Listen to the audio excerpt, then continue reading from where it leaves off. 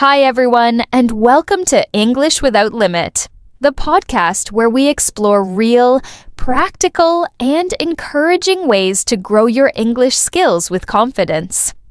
I'm your host, Julia, and today's episode is one I know so many of you have been waiting for. Let me ask you something. Have you ever found yourself staring at a native English speaker while they're talking, and suddenly it feels like they're speaking a different language entirely? You thought you were ready. You studied hard. You passed your listening tests. But in that real moment, your brain just freezes. If that's ever happened to you, you are not alone. In fact, this podcast was created for moments just like that. I've been speaking with learners from all over the world, from Brazil to Bangladesh, from Poland to the Philippines. And again, I hear the same frustration. Why do native speakers talk so fast? And how am I supposed to keep up? Well, that's exactly what we're talking about today. This episode is for every learner who's ever felt lost in a real conversation, even after months or years of study. Understanding fast English isn't about knowing every word. It's not about being perfect or memorizing all the grammar rules. It's about tuning into the way native speakers talk in real life. That means hearing the contractions, the connected speech, the dropped sounds, the idioms that don't follow the rules in your textbook. And here's the truth. Sometimes it's not that they're speaking too fast. It just sounds fast because it's unfamiliar. Once you start training your ear to recognize the flow and rhythm of real English, something magical begins to happen. You stop translating in your head. You stop panicking. You start understanding, even if you don't catch every single word. And when that shift happens, your confidence starts to grow like never before. I want you to remember this. Understanding fast English is not a gift. It's a skill. And just like any skill, it can be developed with time, strategy, and patience. Today, I'm going to walk you through simple, realistic techniques you can start using right away to improve your listening skills. These are the same strategies I've shared with learners all around the world, and they work no matter where you're from or what level you're at right now. So if you've ever smiled and nodded during a conversation, pretending to understand when you were totally lost, just know you're not alone. And most importantly, it's not your fault. The truth is, most of us were taught with slow, clear classroom English. That's helpful in the beginning. But once you step into the real world, English sounds different. It sounds messy. It moves fast. Native speakers cut words, skip syllables, and speak in a rhythm that's nothing like the recordings in your textbook. But guess what? You can train your brain to follow it. I promise you. It doesn't matter if you're listening in Tokyo, Cairo, Buenos Aires, or Toronto. These listening challenges are universal, and they can be overcome. Now, before we dive into the practical steps, I want to share a story with you. It's about a listener named Sofia from Barcelona, Spain. Her story stuck with me because it's so common, and I think many of you will relate. Sofia had been learning English through an online course. It was structured, clear, and full of good resources. She practiced daily, completed the lessons, and scored well. She felt ready, so she booked a trip to Dublin, a city she dreamed of visiting. She wanted to experience real English, live and in person. At first, everything went smoothly. She ordered coffee, checked into her hotel, exchanged a few words with friendly locals. But then, something changed. As she walked through the busy streets of Dublin, she tried to interact more casually with people. And that's when reality hit. Someone bumped into her and said something quickly. But she couldn't understand a word. A woman asked her for directions, speaking fast and casually. Sophia just smiled, completely lost. Later, she asked a bookstore employee about local authors, and again, she couldn't follow the reply. It wasn't advanced vocabulary, it wasn't difficult grammar, it was just fast. The rhythm, the contractions, the informal phrases, it was all too much. She told me, "It felt like I hadn't learned anything. I just stood there nodding and smiling. And when I walked out of that shop, I almost cried. I thought I was ready, but I wasn't." If you've ever felt like Sophia, I want you to hear this clearly. That moment doesn't mean you failed. It means you've reached the next stage of your journey. See, Sophia's learning wasn't wrong. It was just incomplete. She was trained to hear slow English, not real-life English, and when your brain isn't used to the natural flow, everything sounds like a blur. But here's where the story turns. Sophia didn't give up. She came home, and instead of quitting, she changed her strategy. She started listening to real English content, podcasts, interviews, YouTube videos, music. At first, she used subtitles. Then she slowly began turning them off. She didn't try to catch every word. She focused on the rhythm, the patterns, and the general meaning. And then, one day, she told me something that made me smile. Now, when I listen, I don't understand every word, but I understand what they mean. I feel like I'm inside the language, not just watching it from the outside. That's what I want for you too, because this isn't just Sophia's story. It's your story. It's the story of every learner who's ever felt ready in class, but lost in real conversation. And it all starts with one realization. You don't need perfect English. You need real English. You don't need to rush. You just need the right kind of practice and the right kind of support. And that's exactly why English Without Limit exists. We're not chasing perfection here. We're building confidence, step by step. So if you've ever felt overwhelmed when native speakers talk fast, I want to leave you with this thought. Ask yourself, are they really speaking too fast, or are they just speaking differently from what you're used to hearing? That question could be the start of a new way of learning and a whole new level of understanding. You're not alone. You're not behind. You're just on the path. And this is one of the steps. Let's dive into this together. One of the main reasons native English sounds fast is because speakers don't separate every word clearly, like we often see in language lessons or subtitles. Instead, they connect their words in a smooth, natural rhythm. This happens in every language, not just English. But if your brain has only practiced hearing slow, clear textbook English, then the real version can feel completely different, almost like another language. Let me give you an example. In a classroom or an app, you might learn the sentence, "What are you going to do today?" Each word is distinct and easy to follow. But when a native speaker says it naturally, it becomes something like, "What you gonna do today?" Same sentence, just smoother, faster, and with some words reduced or linked together. That's not incorrect. That's not slang. That's just how English really sounds in the wild. It's called connected speech, when words blend together following patterns that native speakers use without thinking. The T at the end of what connects with the A in are, becoming whatcha. Going to becomes gonna. These aren't mistakes. They're not lazy.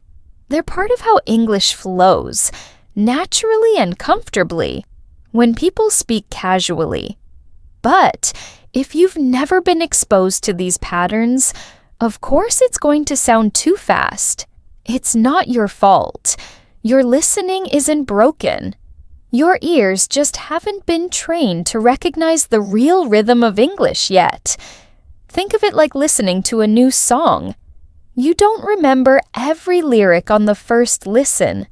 You need time to hear the beat, feel the melody, and understand how it all fits together. It's the same with English. There's another layer to this: reductions. These are words that are pronounced in a shorter, softer way. Want to becomes wanna. Let me becomes lemme. Did you becomes didja. These are not wrong. They're normal.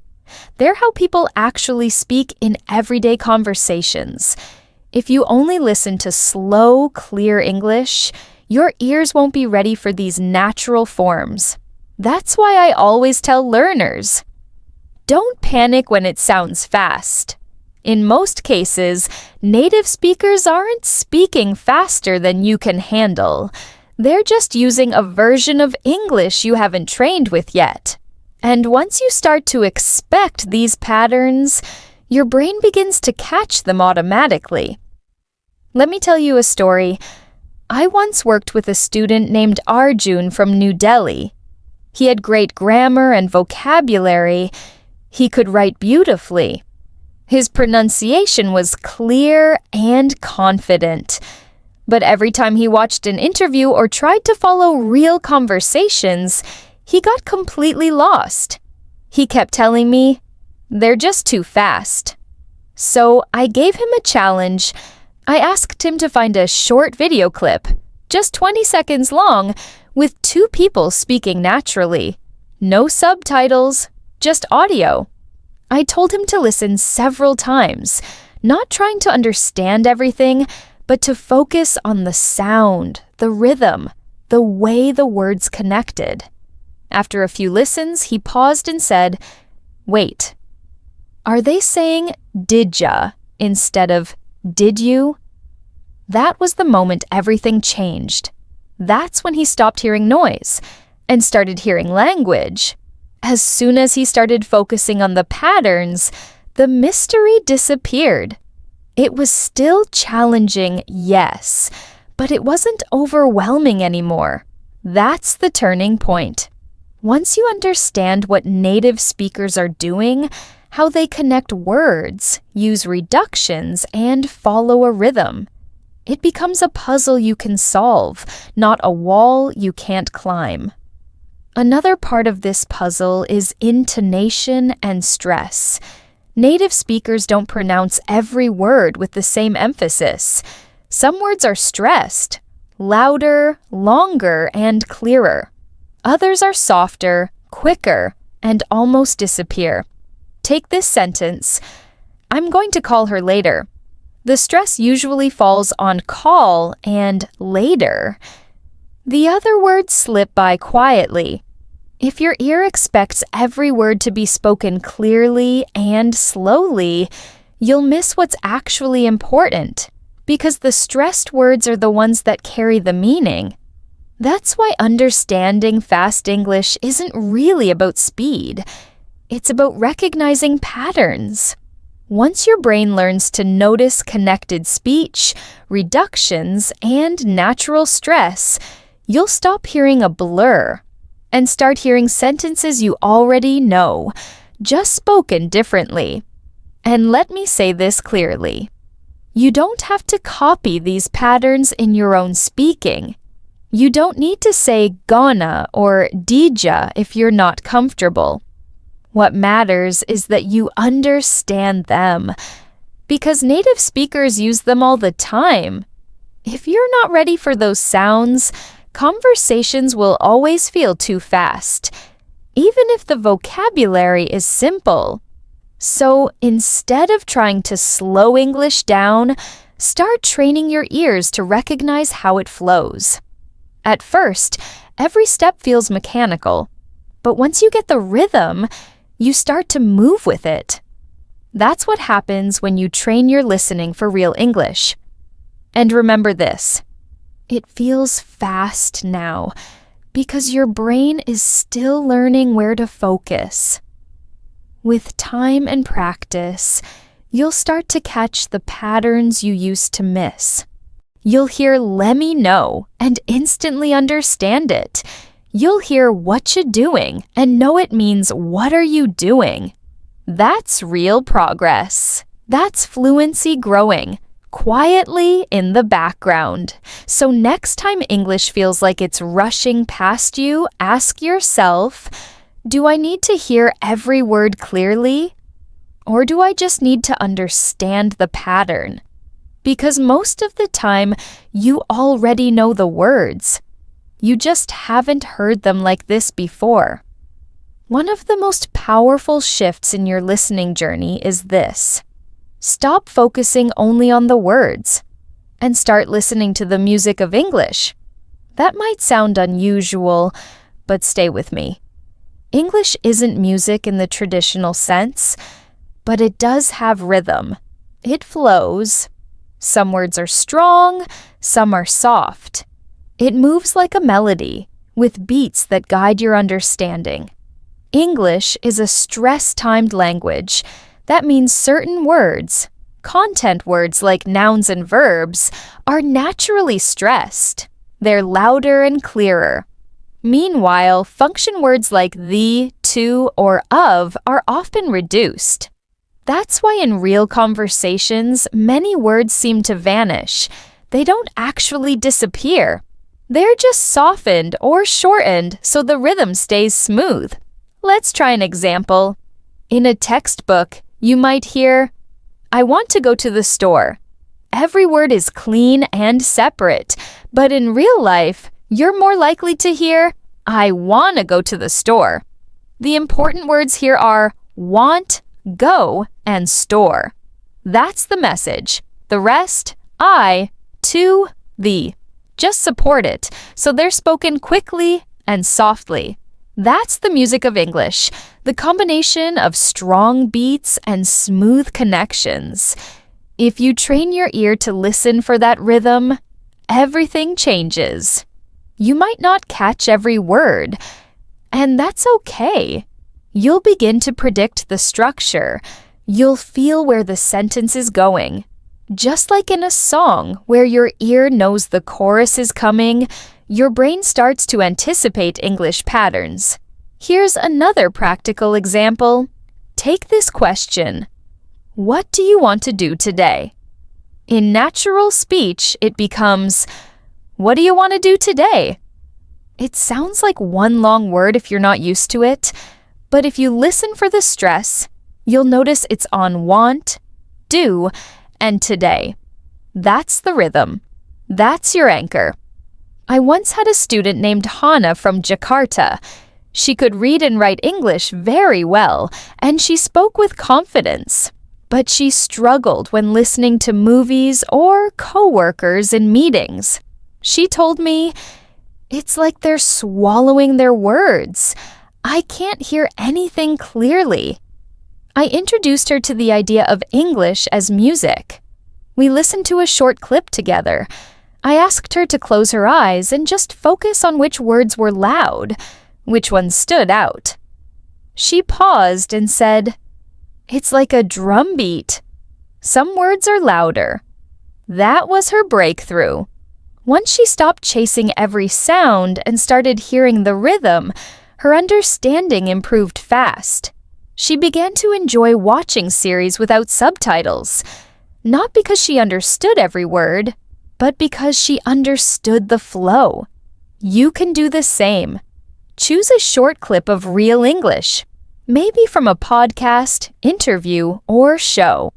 Listen once just for the rhythm. Notice which words are stressed, which ones hit harder. Then listen again for the softer words, the ones that link or blur. Repeat until you feel the beat. And remember, you're not just learning English. You're learning how English moves, how it breathes, how it sings.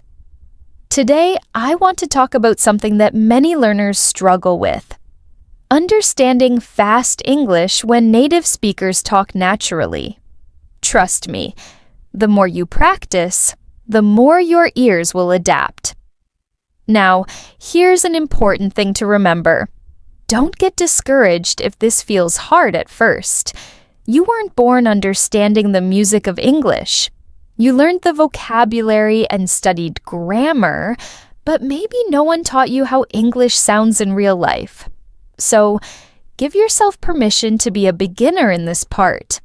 Let yourself play with the sounds. I always say, fluency isn't just about knowing words. It's about feeling the language. That feeling comes from rhythm, tone, and flow. Think about how you recognize a song you like. Sometimes, just a few seconds of the melody are enough to know what song it is. That's because your brain remembers the sound pattern, not just the words. English works the same way. The more you listen, the more those patterns get stored in your brain. And the next time you hear that phrase, your brain will say, I know this rhythm, even before you fully understand the words. Also, remember this: stressed words usually carry the meaning. If you focus on those, you'll catch the main message, even if you miss the smaller details. That's how native speakers process fast speech. They don't catch every word either. They listen for the main beats and fill in the rest with context. You can train your ears to do the same. I know many of you are used to studying with written materials, where every word is printed clearly and easy to analyze. That's helpful, of course, but don't let reading habits control your listening. Spoken English is different. It's alive. It moves. It has rhythm and emotion. The music of English is what makes it beautiful. And once you start hearing it, everything becomes more natural. So when you feel lost in fast speech, don't try to slow it down or catch every word. Instead, ask yourself, where's the beat? What's the rhythm? And let the music guide you. You might be surprised how much you understand when you stop listening for perfection and start listening for the flow. Let me share a story about Amir, a listener from Istanbul who found a surprisingly effective way to improve his understanding of fast English. Amir works at a multinational tech company where English is the main language in meetings, emails, and presentations. At first, he felt confident. He had studied English for years, read technical documents with ease, and wrote emails without trouble. But when he joined real-time video meetings with colleagues from London, New York, and Sydney, something strange happened. Everything became a blur. He told me, "Julia, I could hear the words, but I couldn't process them. By the time I understood the beginning of a sentence, they were already 2 sentences ahead." His problem wasn't vocabulary or grammar. It was speed, and the way native speakers speak naturally. Contractions, blended sounds, sudden rhythm changes, informal tone. It made him feel always one step behind. So Amir decided to change his approach. He stopped treating English like a school subject and started treating it like a living language. One evening, frustrated after a meeting, Amir remembered something I said in an older episode about rhythm, how listening to full phrases instead of individual words can change the way your brain processes language. That night, instead of opening his textbook, he found an English podcast with business interviews and casual professional discussions. He didn't try to understand everything at first. Instead, he picked a 10-minute episode and listened 3 times without stopping. First listen, just the rhythm. Second listen, where the speaker's voice rose and fell, which words were stronger or softer. Third listen, he paused after each sentence and repeated it out loud, exactly as he heard it, copying the tone, stress, and speed. At first, it felt silly, he said, but after a few days, something changed. The next week, Amir noticed during meetings he didn't feel overwhelmed. He wasn't catching every word, but he followed the rhythm and could predict when someone was giving an opinion, asking a question, or wrapping up. He said it was like learning to dance, not knowing every step yet, but moving in sync with the music. One method that really helped him was shadowing, listening to a native speaker and repeating everything in real time, matching intonation and speed. He started doing this every morning during his commute, picking short podcast segments and shadowing sentence by sentence. At first, he stumbled, but slowly his tongue and brain synced. Stress patterns, pauses, contractions, they all started to feel natural. He also made one small but powerful change. Instead of random clips, he chose topics that interested him: technology, leadership, project management. This kept him engaged and built useful vocabulary. He told me understanding wasn't just about listening longer. It was about listening with intention and repeating with purpose. He wasn't just hearing English, he was absorbing it. After 2 months, Amir had a meeting with the New York team. For the first time, he didn't feel lost. He followed the conversation, joined in without hesitation, and even made a few jokes. That moment wasn't about perfect English. It was about confidence. He was no longer afraid of speed. He had trained his ears and brain to keep up. The key takeaway from Amir's journey: fluency isn't about understanding every word. It's about catching the rhythm, recognizing patterns, and moving with the language instead of against it. His story reminds us that practicing entire phrases aloud rewires how your brain hears English. Next time you feel stuck, ask yourself, am I only listening to understand words, or am I trying to feel the rhythm? Am I repeating full sentences with the same tone and energy? Because that's how fluency starts, not with perfect grammar or vocabulary, but with music, flow, and repetition that builds confidence. This works for everyone, not just Amir. I've seen students from Berlin, Seoul, Nairobi, and Montreal have the same breakthrough once they stop treating English like a textbook and start listening like it's a song. So, try what Amir did. Find a podcast or video in English that matches your interests. Listen multiple times. Shadow the speaker. Focus on rhythm, not perfection. Let your ears and voice learn together. And don't worry if you stumble. That's part of the process. Amir did too, but he kept showing up every day, repeating phrases, feeling the rhythm, and trusting the process. Now, he understands fast English better than he ever imagined. You can do the same. Before we finish, I want to share one more important tip that can change how you listen. Especially when English feels too fast. One big mistake learners make is trying to understand every single word. I get it. You've studied hard, memorized vocabulary, and want to catch everything. But here's the truth. Trying to catch every word actually slows you down.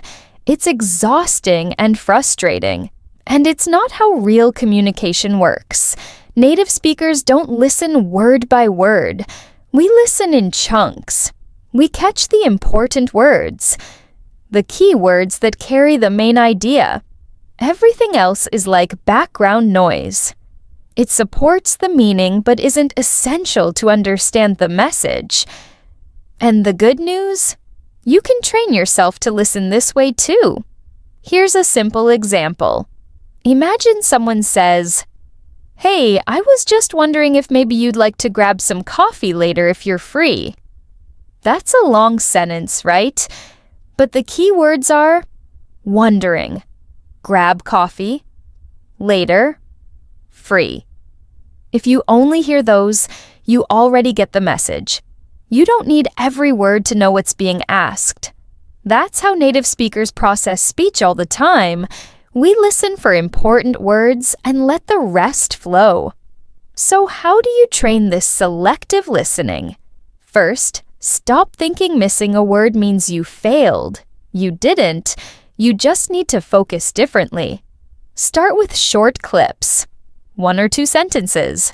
Listen once without stopping. Then say or write the most important words you heard. Not the full sentence, just the words carrying the meaning. Here's an exercise I recommend. Find a 1-minute clip of a podcast interview or YouTube video. Listen once without trying to understand everything. Ask yourself, what was it about? What were the 3 or 4 most important words or phrases? Don't worry if you didn't catch everything. That's not the point. The goal is to develop your instinct for what matters. Make it a game. Write down the words you remember. Then check if they were really the key words. Over time, you'll notice something powerful. Your brain focuses on meaning, not form. You start recognizing patterns. You stop getting lost in the noise. One more tip. Keywords are usually nouns, main verbs, and sometimes adjectives or adverbs. Function words like the a, of, at, to, that are less important when just understanding the general idea.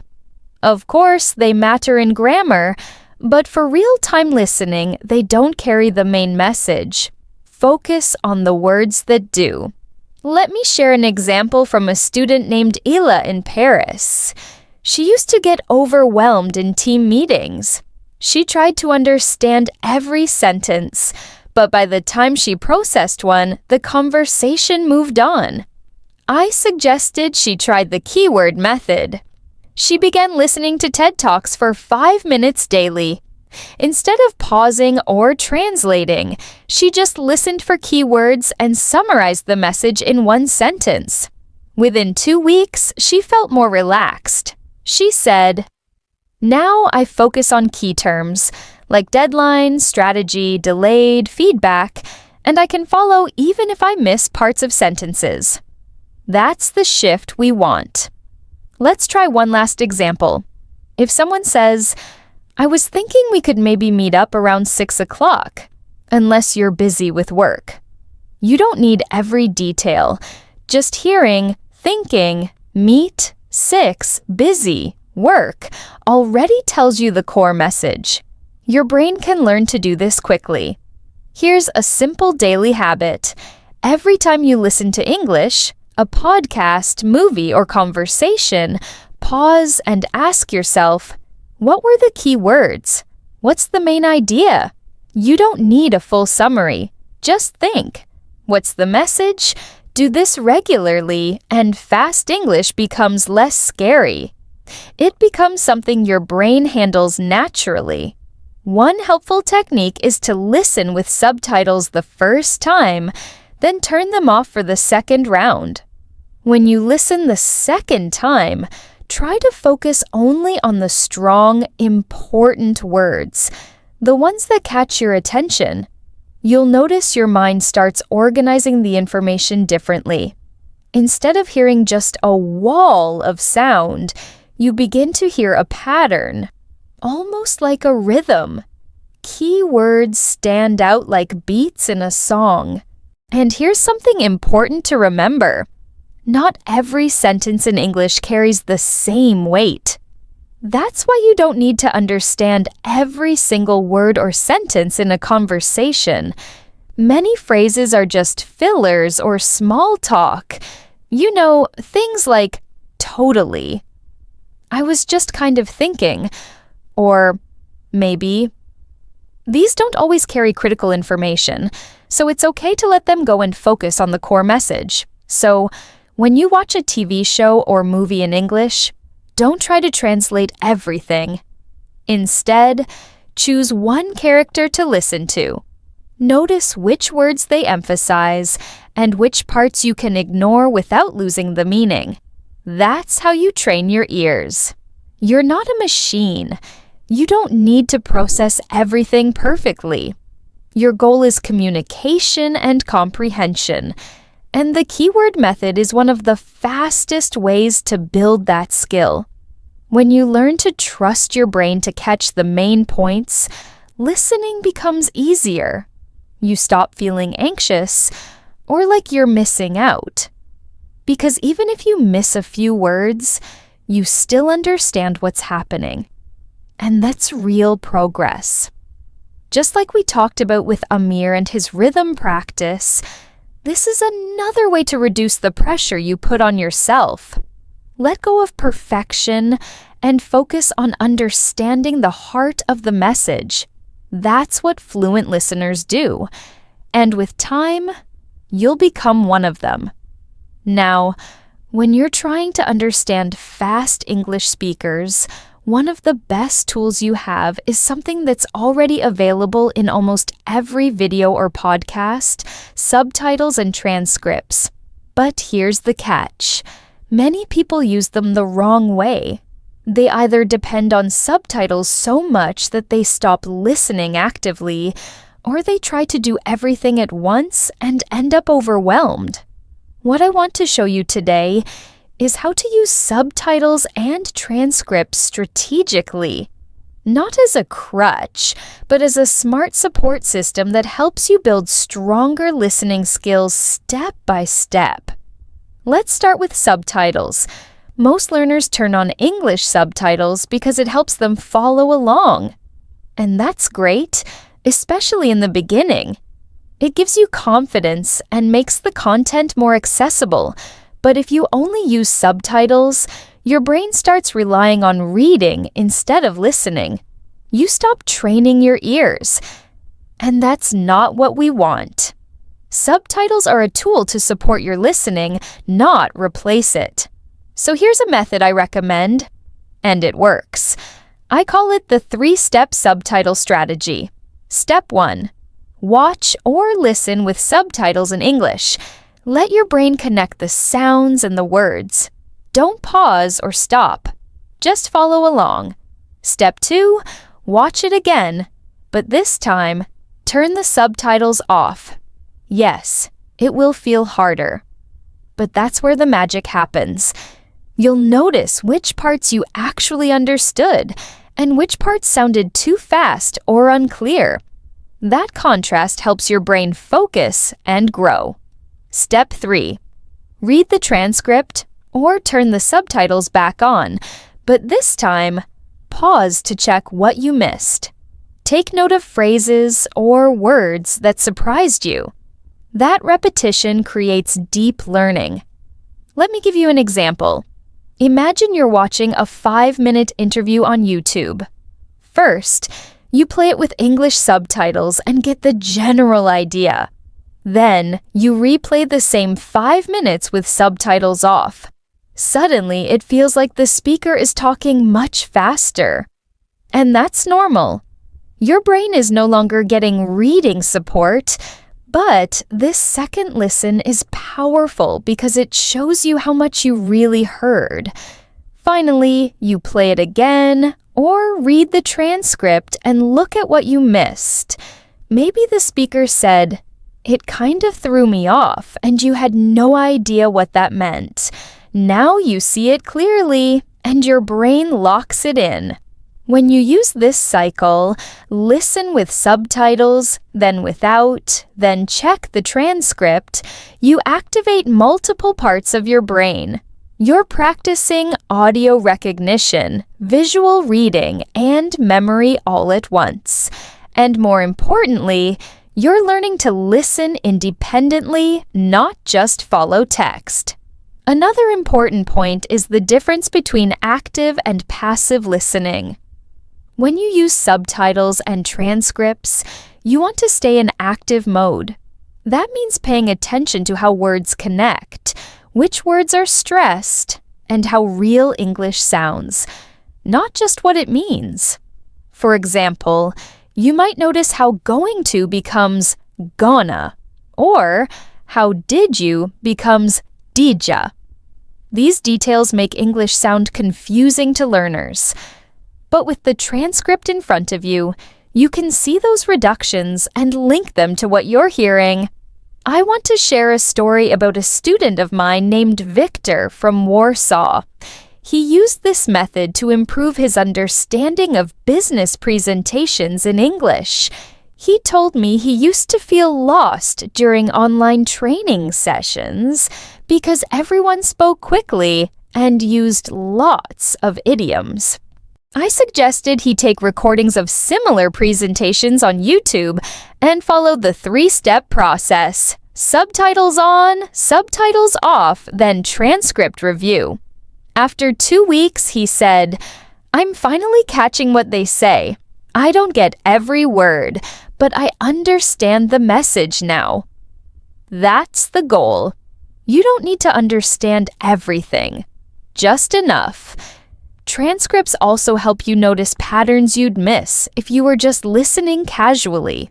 For example, a sentence like, "She'd have told you if she knew," sounds like "should have told you" in real speech. If you only heard it, you might think it's one word, but reading it helps your brain connect the dots. Another powerful technique is shadowing. You can use the transcript to read aloud along with the audio. Don't just read slowly. Try to match the speaker's rhythm, stress, and speed. It's okay if it feels fast at first.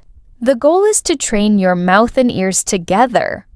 This helps you internalize the music of English and build listening skills simultaneously. You can also use transcripts for vocabulary building. When you find a new phrase, highlight it. Then listen to how it sounds in the audio. Many phrases aren't pronounced the way they look, and that's why fast English is hard to catch. Comparing transcript and audio teaches you how English really sounds. Try this with your favorite TV show, documentary, or even a podcast like this one. Pick a short segment, just 2 or 3 minutes, and use it as a mini training session. Play with subtitles, listen again without, then check the transcript. Take notes if you want, but don't stress about perfection. What matters is repetition and noticing. Here's a tip. Many YouTube videos have automatic transcripts, and platforms like TED.com provide full scripts of talks. Use them, save them, print them if needed. They're a gold mine for listening practice. Remember, this works because it's focused. You're not just watching random videos. You're breaking the content into small, manageable steps that give your brain time to adjust. The more you do this, the more progress you'll see. You'll start hearing phrases you used to miss, recognizing sentence patterns, and feeling more confident. Think of transcripts and subtitles like training wheels. They help you balance at first, but the goal is to ride on your own. Use them wisely and intentionally, and you'll see results. Let me tell you about Olivia, a young woman from Warsaw, Poland, who loved learning English through TV shows. She found it more fun and natural than textbooks, but she struggled because characters spoke fast, used slang, and connected words like a blur. She almost gave up, but then changed her strategy. Instead of jumping between episodes, she picked one episode just 20 minutes long and watched it multiple times. The first time, she enjoyed it with English subtitles without pausing. Then she focused on rhythm, noticing how "what are you doing" sounded like "what you doing," something new to her. After several rounds, jokes she missed before made sense Sarcasm became clear, and she even started repeating lines out loud, mimicking rhythm and tone. This repetition changed everything. Understanding fast English wasn't about listening harder, but listening smarter. Her brain had less to process, context became clearer, vocabulary recognizable, and she noticed pronunciation and intonation.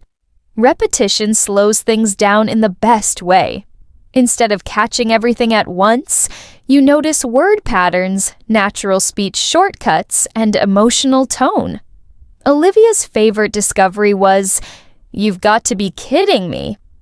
At first, it was just noise, but with repetition, she noticed rhythm, stress, and meaning. That phrase became a symbol of her progress.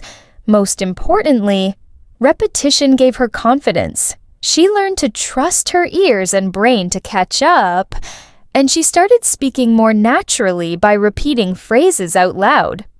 This story is for anyone frustrated by fast English. You're not alone, and you're not doing anything wrong. Fast native English is hard for everyone, even advanced learners. But repetition is simple, free, and powerful.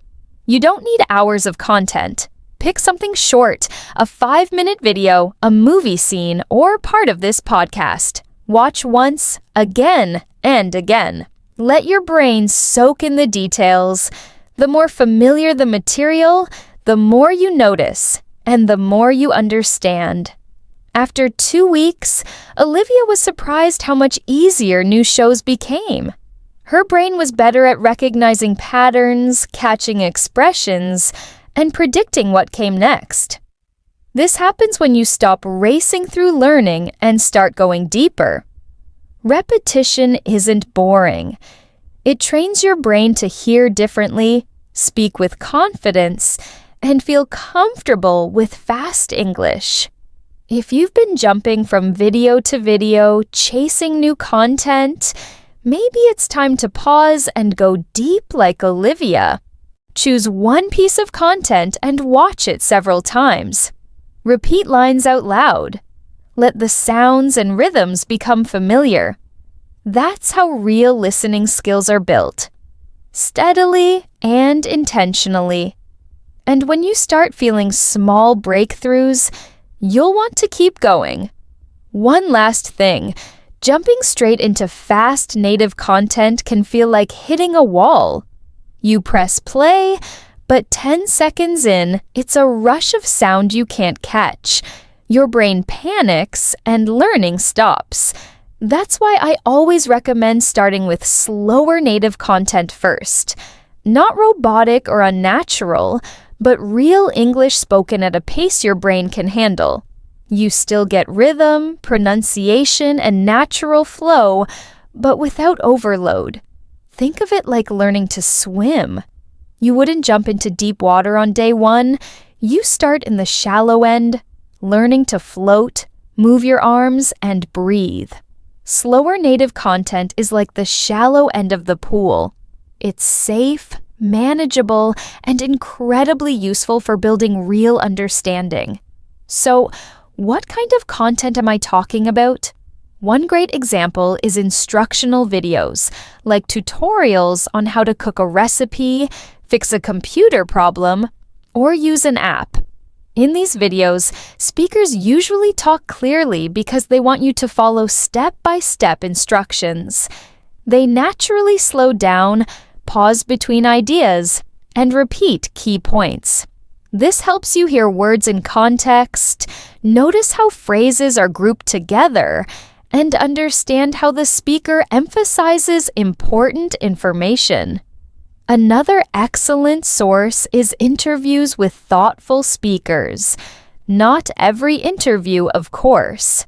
Some are fast-paced and full of interruptions, but look for interviews with authors, scientists, or people explaining their work. These speakers often take their time, choose their words carefully, and speak at a steady pace. The vocabulary is often rich, and the ideas are presented clearly. This makes it easier to follow.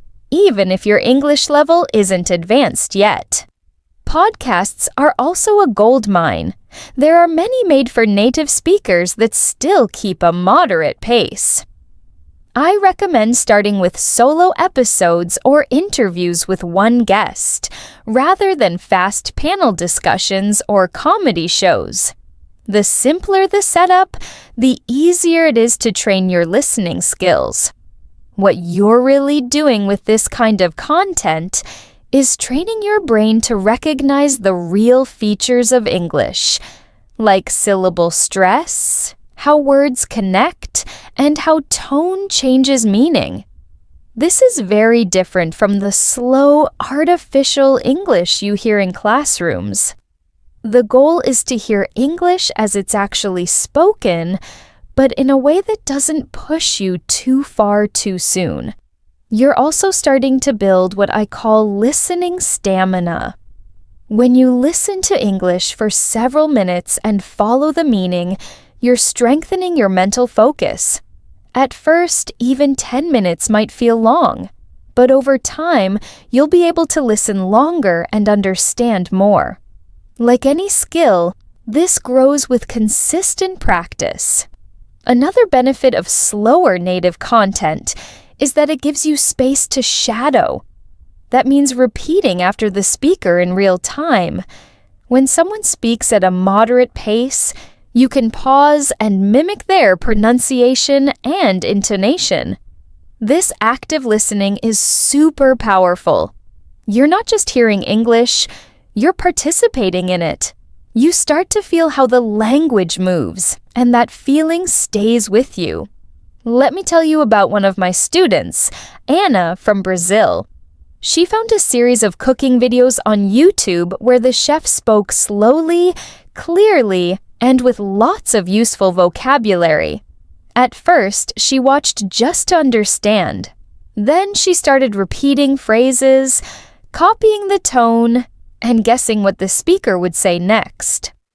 After a few weeks, she told me conversations at work were finally starting to make more sense.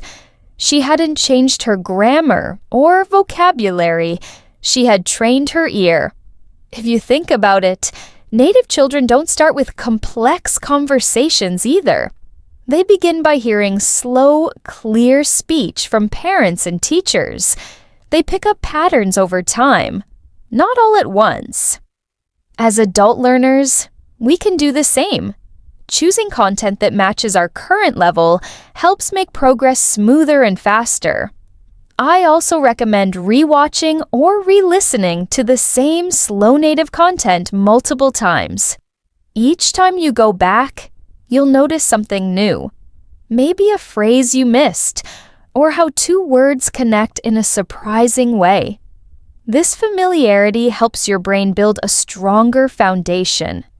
Now, I know many learners worry that if they only listen to slow content, they'll never get used to fast speech. But that's not how it works. What you're doing is creating mental pathways, getting used to how English works when spoken naturally. Once you have that base, fast speech becomes easier to decode. You'll start hearing those patterns just faster, and your brain will catch up more quickly.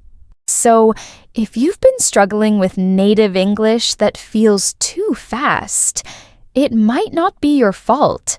You might just be diving in too deep too soon. By stepping back and choosing slower native content, you're giving yourself the best chance to succeed. You're letting your brain absorb the patterns, sounds, and flow of real English in a way that's manageable and meaningful. You're building your confidence one clear sentence at a time. One of the most effective techniques I want to share today for improving both listening and speaking is called shadowing. If you haven't heard of it before, shadowing means you listen to someone speaking English and then try to repeat exactly what they say immediately after, almost like you're their shadow. You follow right behind them, matching their words, rhythm, and intonation as closely as possible. This works really well because it trains your ears and your mouth at the same time, helping you connect what you hear with how you speak. It makes the whole process feel more natural and automatic. When I first started shadowing, it felt a little strange. It was hard to keep up if the speaker was fast or used unfamiliar phrases. But the key is to start simple. Begin with short sentences you already understand or that come from learner-friendly content. Focus on listening carefully, then try to copy the sounds, stress, and rhythm right away. You don't need to understand every word perfectly at first.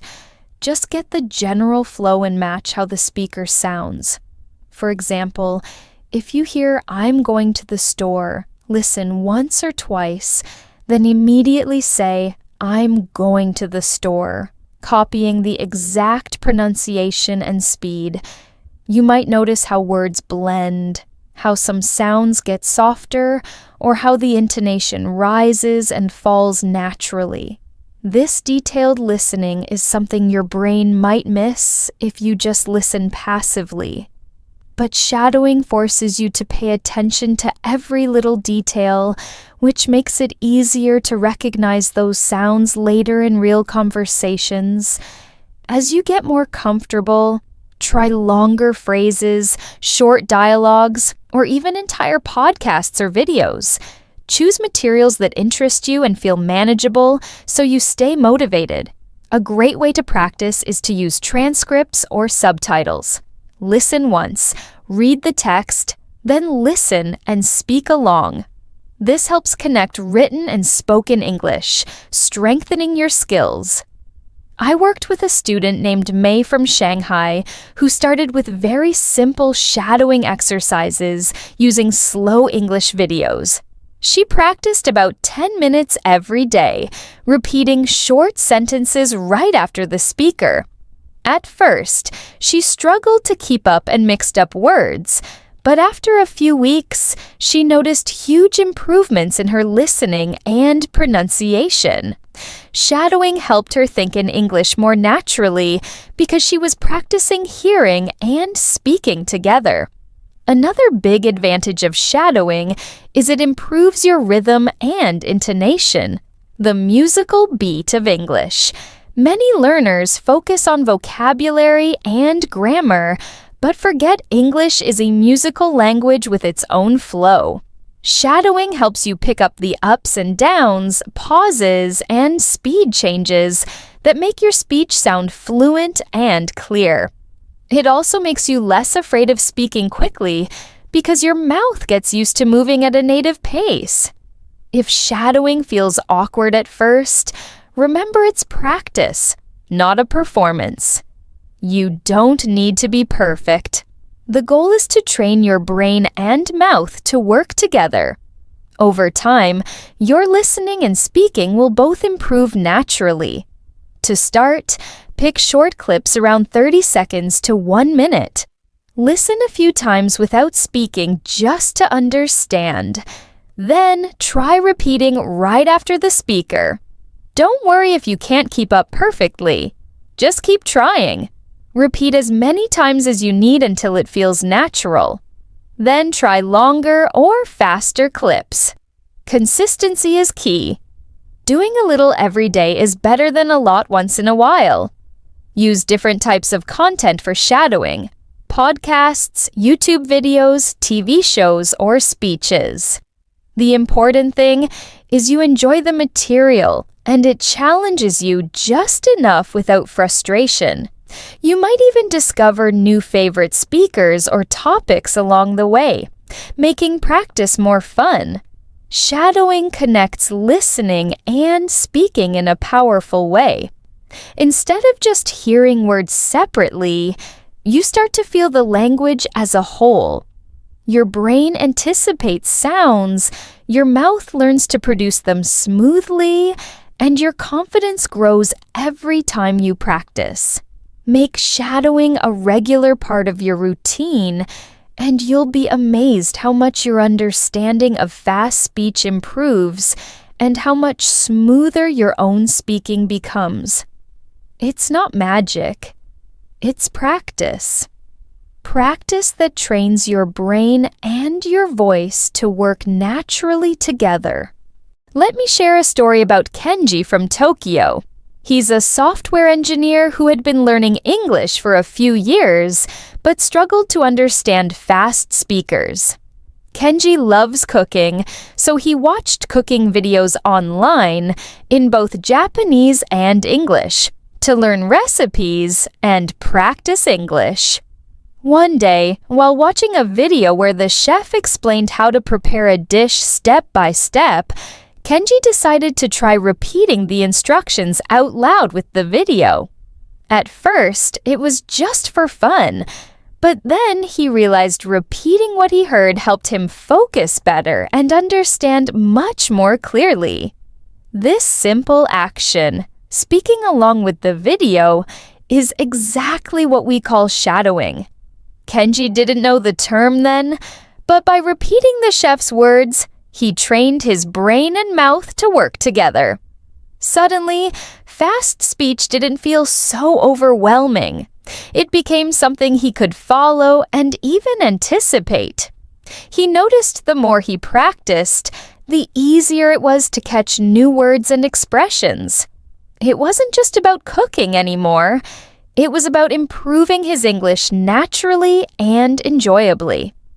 What I love about Kenji's story is it shows you don't need complicated methods or expensive courses. Just finding interesting content, listening carefully, and practicing shadowing regularly can bring real results. So, to sum up today's episode, start with slower native content like instructional videos, clear interviews, or moderate-paced podcasts to train your ear. Use shadowing to connect listening and speaking. Listen closely and repeat immediately to build rhythm and fluency. Be patient and consistent. Building listening stamina and speaking confidence takes time. Revisit the same materials multiple times to deepen your understanding. Choose content you enjoy to keep your motivation high. Remember, learning English is a journey, not a race. By training your brain with slower native content and shadowing, you're creating a strong foundation to understand and speak English naturally. Thanks for listening to English Without Limit. If you found this episode helpful, please subscribe and share it with your friends. I'm Julia, and I'll see you next time with more tips to help you speak and understand English with confidence.